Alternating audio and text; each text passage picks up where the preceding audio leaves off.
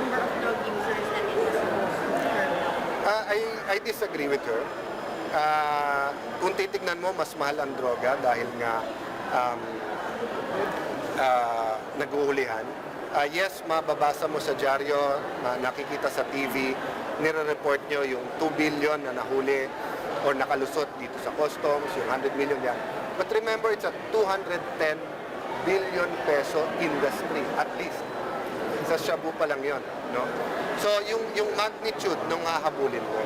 So, I think it's easy to criticize, but what we need from the Vice President or any of the critics, including our critics sa Western world, anong programa nyo na mas maganda sa programa ni President Duterte?